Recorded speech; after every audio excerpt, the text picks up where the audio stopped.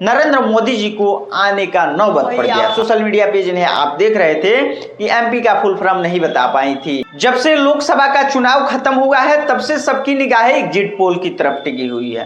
तमाम तरह के लोग अपना अपना अनुभव साझा कर रहे हैं। तमाम मीडिया कंपनियां, मीडिया हाउसेस अपना अपना अपडेट जारी कर रही है।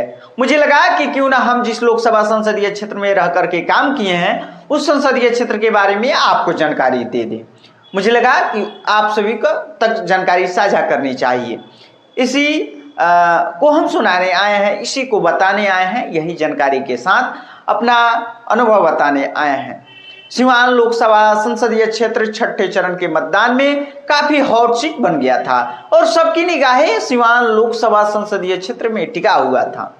और यहां तक कि सिवान लोकसभा संसदीय क्षेत्र में नरेंद्र मोदी जी को आने का नौबत पड़ गया था। नरेंद्र मोदी जी सिवान लोकसभा संसदीय क्षेत्र में आए थे, वो अपना जनसभा भी किए थे और तमाम लोग बढ़ चढ़ के हिस्सा भी लिए थे और उस हिस्से में भाग भी लिए थे।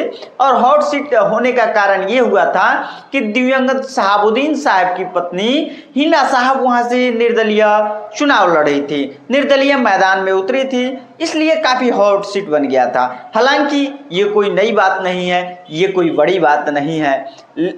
हिना साहब जब दिवंगत शहाबुद्दीन साहब जब जेल में थे उसी समय से चुनाव लड़ रही थी। हालांकि 3 बार राष्ट्रीय जनता दल के सिंबल पे उन्होंने चुनाव हार चुकी है सिवान लोकसभा संसदीय क्षेत्र से। लेकिन अब की बार राष्ट्रीय जनता दल का टिकट ठुकराते हुए उन्होंने निर्दलीय मैदानी जंग में उतरा और उतरने के बाद उन्होंने लड़ाई भी में रहा है। अभी भी हिना साहब लड़ाई में हैं। राष्ट्रीय जनता दल को हिना साहब को टिकट नहीं देना बहुत ही भारी पड़ गया और ऐसा देखा जा रहा है। पहले था जब अवध बिहारी चौधरी को टिकट मिला तो लगा कि लड़ाई जो की होगा त्रिकोणीय होगा, लेकिन अवध बिहारी चौधरी में सदर विधानसभा से 6वीं बार विधायक रह चुके हैं और वो लड़ाई से बाहर हो चुके हैं। हम ऐसा आपको बता रहे हैं, जी हाँ, हम आपको बिल्कुल सही बता रहे हैं। और लड़ाई में कौन है और क्यों राष्ट्रीय जनता दल लड़ाई से बाहर है, हम इसका आपको पूरा फॉर्मूला बताने वाले हैं। लड़ाई में बाहर होने का कारण वहां से समाज सेवी बड़े व्यवसायी जीवन यादव चुनाव लड़ रहे थे और जीवन यादव काफी लोगों का सहयोग भी किए हैं और हिना साहब भी चुनाव लड़ रही हैं वहां से। और एनडीए के टिकट पे जदयू के प्रत्याशी विजय लक्ष्मी कुशवाहा चुनाव लड़ रही हैं। हाँ, वही आप सोशल मीडिया पे जिन्हें आप देख रहे थे कि एमपी का फुल फॉर्म नहीं बता पाई थी, वही विजय लक्ष्मी कुशवाहा जो रमेश कुशवाहा की पत्नी है, यानी रमेश कुशवाहा वहां से पूर्व विधायक रह चुके हैं, उन्हीं की पत्नी नीतीश कुमार के सिंबल पे चुनाव लड़ रही है एनडीए के गठबंधन से। तो हम आपको बता दें कि हिना साहब के समर्थन में स्वर्णों का भी वोट है, मुस्लिम का तो वोट है ही, अल्पसंख्यकों का तो वोट है ही, लेकिन यादवों का भी वोट है उनके साथ। लोग इमोशनल तरीके से हिना साहब के साथ जुड़े हैं, लड़ाई में है हिना साहब, लड़ाई से बाहर।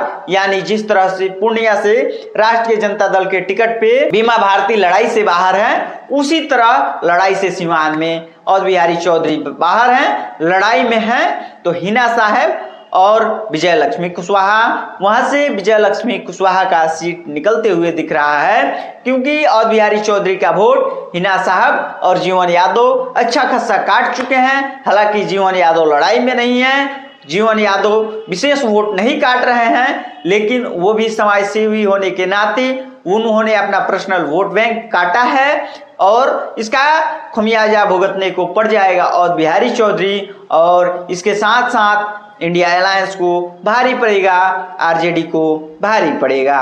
बाकी वहां से हम आपको बता दें कि विजय लक्ष्मी का सीट निकल रहा है और विजय लक्ष्मी कुशवाहा का ऐसा लग रहा है कि जितना एकदम संभव है और लड़ाई रहेगा हिना साहब वर्सेस विजय लक्ष्मी कुशवाहा का। बाकी आप यदि उस संसदीय क्षेत्र से हैं तो क्या लग रहा है वहां से कौन जीतेगा, अपना भी एक बार राय जरूर दीजिएगा। क्या लग रहा है वाकई में मोदी जी अब की बार तीसरी बार प्रधानमंत्री बन जाएंगे? क्या लग रहा है ये तमाम जो मीडिया रिपोर्ट जो आपके सामने आ रहा है 401, 400 प्लस 358, 371 तमाम तरह की जो रिपोर्टेड है, क्या वाकई में ऐसा ही होने वाला है? एक बार अपना राय जरूर दीजिएगा। बहुत बहुत धन्यवाद। वीडियो अच्छा लगे तो शेयर भी कीजिएगा।